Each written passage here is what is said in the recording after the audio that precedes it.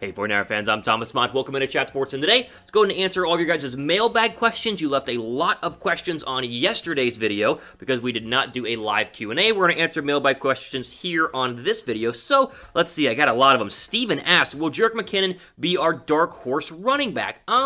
Yes, I think so. I've talked about Jerick McKinnon a lot here on the show, and I think if he's healthy, which they say he is, but it's still a big if, I think he very well could be the dark horse candidate at running back this season. Now, if Mostert stays, which is what we talked about yesterday, and the report is most likely he will stay at least for 2020, then McKinnon will be battling kind of as the third running back on a depth chart that is absolutely loaded at the position. So, will he have a limited amount of touches? Yes. Can he maximize what he does with those touches? I think so. Remember, go back to 2017, the last time he was really healthy with the Minnesota Vikings, he had 150 carries, he had like 51 catches, 570 rushing yards. He had a fantastic season as a multi-role running back. That's why the 49ers originally paid him so much money before the injury. So yeah, I think he can be a dark horse running back. The question is just going to be how many touches can he get and what will he do with those touches, because if you got Mostert, Coleman, Jeff Wilson Jr., maybe Michael Hasty, it's a very loaded running back backfield, so limited touches will be a little bit of an issue. We'll start with this question, though. Over under 500 rushing yards for Jerick McKinnon in 2020. Let me know in the comment section down below. I'm going to go with under, but I think he's going to have some receiving yards as well. But let me know what you guys think in the comment section down below. All right, moving on. More questions here. This one says, what is the deal with John Lynch? Will he be getting a new contract like Kyle did, or is he leaving? Okay, great question here, and I did a little bit more research on this because you're right. Like, what is the deal with John Lynch? They both signed back in 2017, and yet only Kyle Shanahan got a brand new contract. SI.com has a fascinating article on this. They basically are saying that they think that Kyle Shanahan could eventually become the GM as well and boot John Lynch out. Listen to this, quote, in 2017, the 49ers gave both John Lynch and Kyle Shanahan 6-year contracts. Now, Shanahan is the 5th highest paid coach in the league, a major raise, while Lynch gets no raise. No raise we know about. And who knows how much more power Kyle Shanahan's new contract gives him. He could become the de facto general manager. Lynch may have just lost power inside the organization. Certainly seems that way. I don't know if certainly seems that way is the answer. They might just be waiting to restructure his contract next season because of all the craziness that's going on with the pandemic this offseason. I wouldn't go too quickly in terms of Lynch's for sure leaving, but this does make sense. Like, there are few coaches who can be both GM and head coach. Obviously, Bill Belichick is one of the successful examples of that. I think Shanahan could do that as well, and maybe if they want to save a little bit of money in terms of overall front office and not re-sign or not give an extension to John Lynch, then they might go ahead and just let Kyle Shanahan run everything. But remember, a 6-year contract in 2017, he still has some time to go ahead and work that contract out, so don't panic yet. But it's an interesting question. I want to put that on your radar as well. I mean, listen, Kyle Shanahan's been great as a head coach. Can he be great as a GM? That'd be up to 49ers having to figure out if they believe in him in that capacity or not. What do you guys think? Would you be okay with Kyle Shanahan as the head coach and GM at the same time? Type Y down below for yes, type N down below for no. Again, it works for Bill Belichick. It didn't work for Chip Kelly in Philadelphia, right? It's kind of sometimes it works, sometimes it doesn't. I'm fine with John Lynch being the GM and Kyle Shanahan being the head coach, but that's just me. Uncharted Gaming asked, if given the opportunity, you think Jimmy G can throw for 4,000 yards next season? 100%. I think we should expect Jimmy Garoppolo to throw for 4,000 yards because last year, he was like one completion away from 4,000 yards in the regular season, right? 3,978 yards, 27 touchdowns, 13 interceptions. Like 4,000 yards is not a major leap for Jimmy Garoppolo in terms of passing. Plus, as we talked about, the wide receiver depth chart when healthy is way better than when it was last year. I mean, I'm telling you, even though Emmanuel Sanders was good, he wasn't the big giant difference maker that a lot of fans thought that he was going to be. Now, Debo year 2 when he's healthy, Richie James Jr. back when he's healthy, Trent Taylor, Jalen Hurd, Brandon Ayuk, the new draft pick. The wide receiver core is way, way better. I think the O-line is better. So yeah, 4,000 yards for Jimmy G should be an absolute given. I'd be shocked if he didn't get this. The only way he doesn't get this is if he gets injured or it's a league-shortened year, which hopefully neither of those things actually happen. Before we keep going, though, be sure to subscribe to the 49ers Report and click the notification bell. That way you guys are notified whenever we drop the latest videos here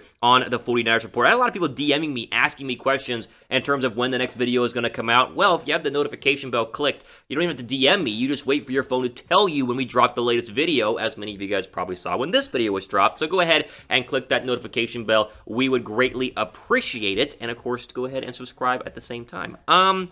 Let's see. This one says, I think Debo will be back for the whole season. Short answer is I have no idea. Peter King says it's going to be October. Debo says it's going to be week 1. The science and the doctors say 12 to 14 weeks. Debo says 10 weeks. So I don't think it'll be week 1. I think it'll be week 3 or 4. We've talked about how the schedule is easy early on. So quick answer is no one knows. But my gut best guess really is that it'll be a couple of weeks, so he won't play the whole season. Who do you think our 5 best backup players are?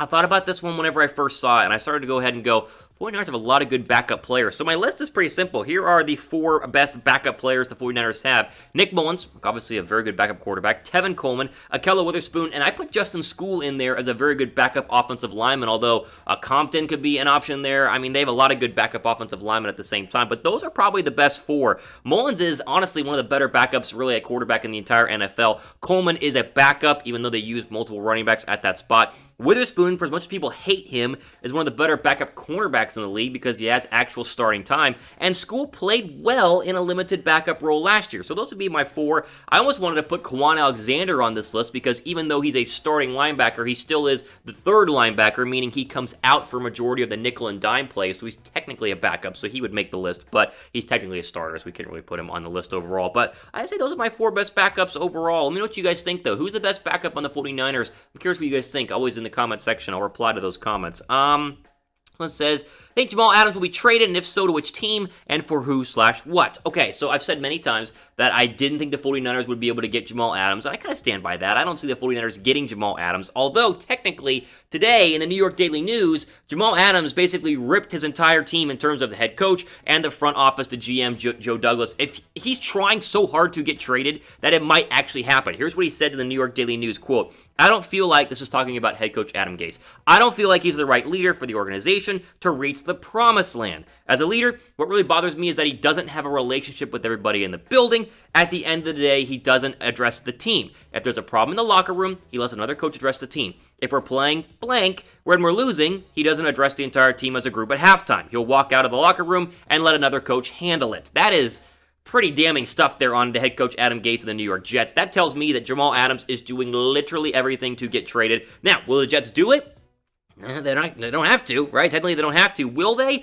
We have to go ahead and wait and see. We know how great Jamal Adams is. He's been one of the best safeties, one of the best young safeties in the entire NFL. It's going to cost a first-round draft pick and more to do so it's really up to 49er fans if they want to make the trade and then figure out a way to re-sign him, or, like I suggested, just wait till 2021 and spend your first-round draft pick on a new rookie who will be much cheaper and not have to cost as much in terms of training to get him than what a lot of 49er fans want to do. But he's trying to, so will he be a 49er? I don't know. We'll wait and see. We'll cover it here for sure on the 49ers Report. Drop a like, though, if you guys want to trade for Jamal Adams. Like, if you think Jamal Adams is the guy and you want to trade for him, drop a like on this video right now. Okay, before we go to these next questions, we have a couple of really good ones left for last. These 49er iPhone cases are all still out there and all at a great price. You can not only protect your iPhone or Samsung Galaxy phone, but also rep the 49ers. Chatsports.com/49ers case.